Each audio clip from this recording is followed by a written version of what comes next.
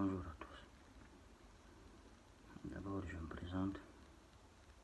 Mon nom complet est Cheikh Mohamed Chérif Kamara,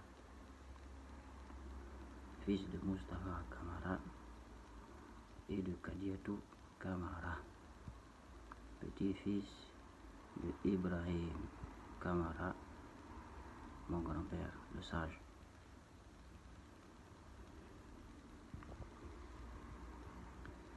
Je fais cette seconde vidéo pour faire une mise au point, parce qu'il faut bien que l'on comprenne dans quelle situation nous sommes.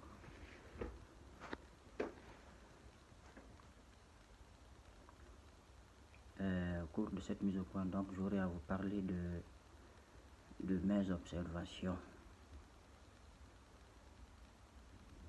faites sur le monde et ce qu'il contient, tout ce qu'il contient. Parce que moi, je suis convaincu que ce monde-là nous parle.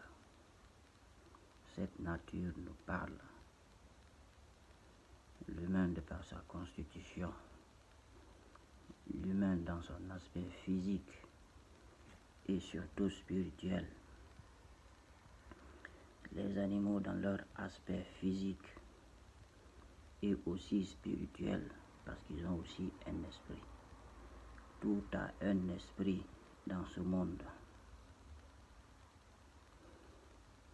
Avant d'abord de continuer là-dessus, j'aimerais vous faire part d'une conclusion sur laquelle je suis parvenu suite à mes observations de cet environnement.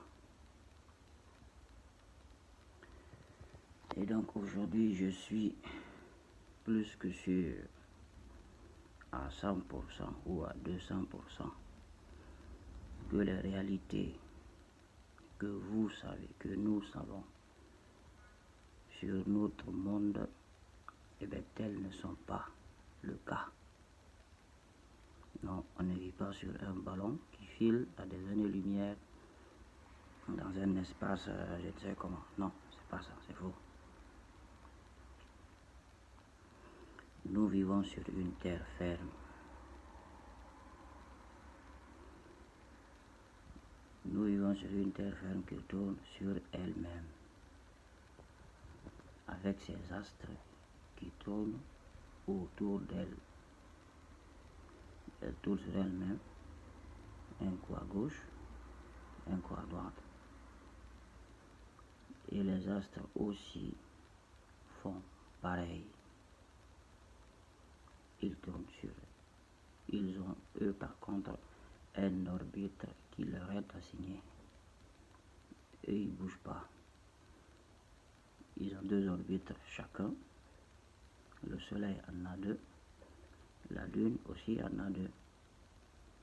Un coup en haut, un coup en bas, un coup plus près, un coup plus loin. Ça, c'est la réalité de notre monde. Et ce qui m'a encore une fois de plus frappé, c'est que ici, tout tourne.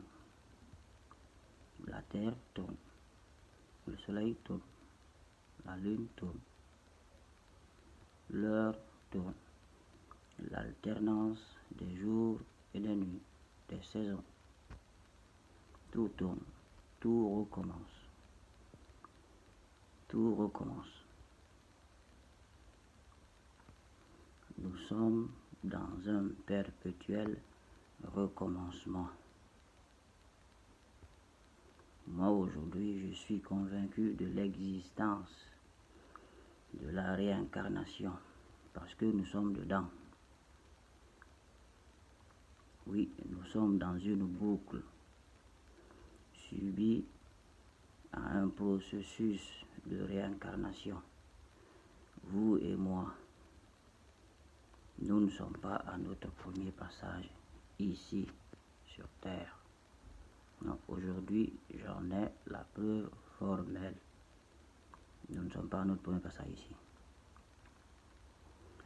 On a tout ici sur cette terre-là pour nous rappeler cet état des choses. La vie est un jeu et nous voyons les jeux dans nos vies ici là. Prenons l'exemple par exemple sur le foot, parce que bon, moi je suis un footeur, j'adore le foot. Eh bien, le jeu du foot, il a ses règles. Il faut 22 joueurs sur le terrain, un terrain qui a ses dimensions établies, préalables, et 11 de chaque côté des joueurs, un arbitre central qui est épaulé de 2 arbitres de touche. Il y a même un 4e arbitre qui sert de relais et tout ça. Voilà, qui gère les bancs. Et dans le jeu, il y a des règles. Pour gagner, il faut marquer. Plus tu marques, et plus tu gagnes. Et pour perdre, il ne faut pas encaisser. Plus tu prends de buts, plus tu es perdant. Et les joueurs, ils ont des conditions de jeu, des règles de jeu à respecter. Il ne faut pas faire trop de fautes. Si tu fais trop de fautes, tu es averti. Si tu continues, tu prends un jaune. Tu continues encore, tu prends un 2e jaune. Ça équivaut à ton exclusion. Toi, tu sors du jeu. Et le jeu continue. Tu peux même perdre le second match.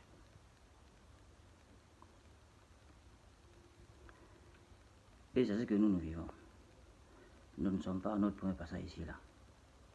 J'en suis sûr et certain que la dernière fois que vous et moi, nous avons été dans ce système-là, on n'a pas dû faire le boulot.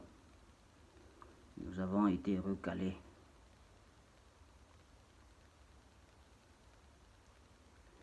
Pour comprendre cela, laissez-moi un peu vous expliquer le concept de réincarnation des âmes. Humblement, enfin, pour ceux que j'en ai compris. Eh bien, la réincarnation des âmes est un processus que subissent les âmes et les esprits au cours des années, des millénaires même, pour aboutir à un but final. Un but qui est la valeur, c'est-à-dire l'âme, une fois qu'il a suivi tout cet enseignement, l'esprit, maintenant il sait qu'est-ce qu'il fait, il sait où il en est, il sait la valeur de ce qu'il a entre ses mains, la vie.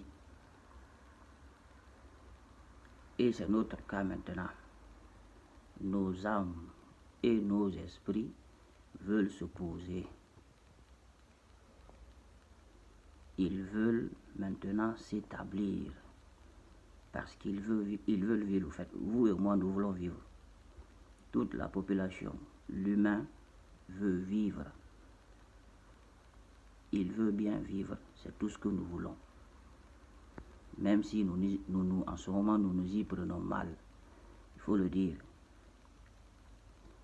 Nous faisons subir à cette terre ce que nous ne devons pas lui faire subir, parce qu'il faut qu'on comprenne que non, qu'en la détruisant, même en essayant de la détruire, eh bien nous détruisons aussi quoi, c'est terre à terre. Mieux même, nous ne pourrons pas la détruire, nous ne pourrons jamais détruire la terre. C'est plutôt elle qui nous mettra dehors, parce que nous ne lui aurons pas donné ce qu'elle attend de nous. Nous sommes ici pour un travail. Oui, nous sommes ici pour un travail. Appelez-les comme vous voulez, mais ceux qui nous ont laissés là, ils nous ont laissés là dans un but bien précis, bien défini dans leur calcul. Eux, dans leur calcul, ils n'ont rien laissé au hasard pour que nous ayons le hasard dans notre vie ici. Eux, dans leur calcul, ils n'ont rien laissé à la chance pour que nous ayons la chance dans cette vie-là. Les mecs, si nous souffrons ici, sur terre, eh bien, nous le causons, c'est-à-dire, nous souffrons à cause de nous-mêmes. Nous sommes la cause de nos souffrances. nous sommes dotés de quelque chose qui est capable, si nous l'utilisons à bon escient, de nous sortir de nos souffrances, de nous offrir ici la belle vie, la vie que nous voulons tous, la vie que nous espérons tous, le paradis sur terre. Oui, c'est possible. Alors réfléchissons.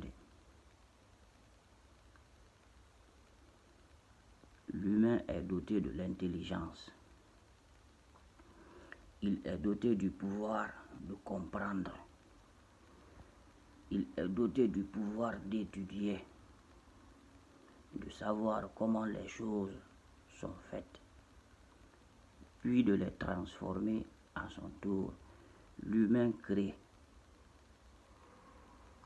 L'humain, de par sa définition, il crée.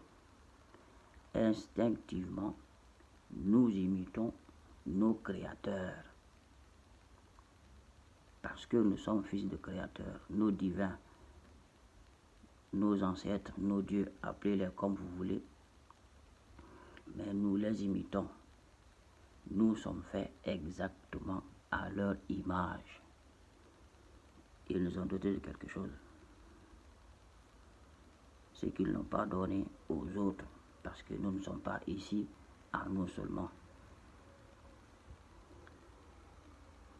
Je vous parlais des animaux tout à l'heure. Eh bien, les animaux dans la brousse sont une leçon, c'est un exemple que nous voyons. Eux, ils sont subis à leur existence. Il faut qu'ils soient comme ça. Ils ne peuvent faire autrement. Ils n'ont pas le choix. Il faut qu'ils soient dans la brousse entre eux. Chacun dans son côté, quoi. En fait, eux ils sont là-bas. C'est la loi de la jungle, quoi, tu vois. Tu ne verras jamais une zèbre copiner avec un antilope. Mon frère, ou un lion aller dire bonjour au hyène. Non, non, non, jamais. C'est la loi de la jungle là-bas. Eux, ils survivent. Parce que eux, pour pouvoir vivre, il faut qu'ils tuent, il faut qu'ils détruisent pour pouvoir vivre. Eux, ils survivent. Et nous, en ce moment, nous sommes comme eux. Franchement, il faut le dire. Nous aussi, nous survivons. Pourquoi? Parce que nous sommes incapables de transformer quelque chose qui va nous servir pour longtemps ici sur terre. Oui, nous transformons, oui, nous créons, mais pour le moment, ce que nous transformons et ce que nous créons nous cause des problèmes. Et ce n'est pas une fatalité, non. Il y a des choses qu'on peut utiliser ici qui sont bonnes, mieux, amplement mieux pour nous et qui peuvent nous servir longtemps. Mais nous ne sommes pas ici de nous-mêmes. Je vous parlais des animaux tout à l'heure. Je suis convaincu que ces animaux-là, eh bien,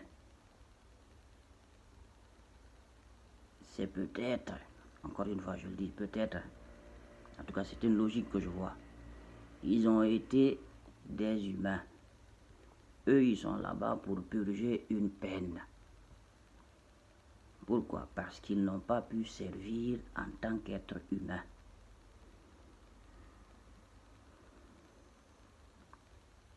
L'exemple est clair.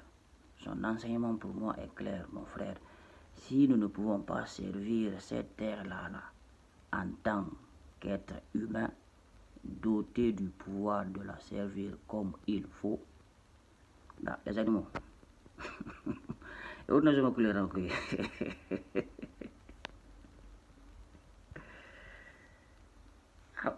est clair. Si vous ne voulez pas rester ensemble, vous servir les uns et les autres, l'effort commun, but commun, le cœur ne battant que pour une seule et unique chose, la vie. Enfin, si on est incapable de faire ça là, ici, les animaux, vous avez vu, non? La brousse. Dans la brousse. Mon frère, je vais les aider. Il est temps de... Arrêtez de... Voilà, c'est un go. Sinon, soit on nous met dehors, soit dans la brousse. En tout cas, c'est les deux. C'est ça. Ici, on ne peut plus mourir. Je vous le dis. Hein. Nous sommes dans un processus de réincarnation. Là, tu ne meurs plus. Là, tu as une chance de gagner ta vie à jamais. Vivre le paradis sur terre à jamais.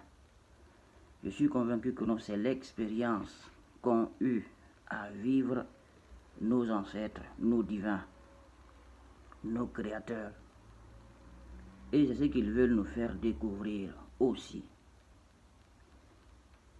Mais il faudrait qu'on en prenne conscience, mon frère. Ici, là, je vous jure, le paradis, on peut l'avoir.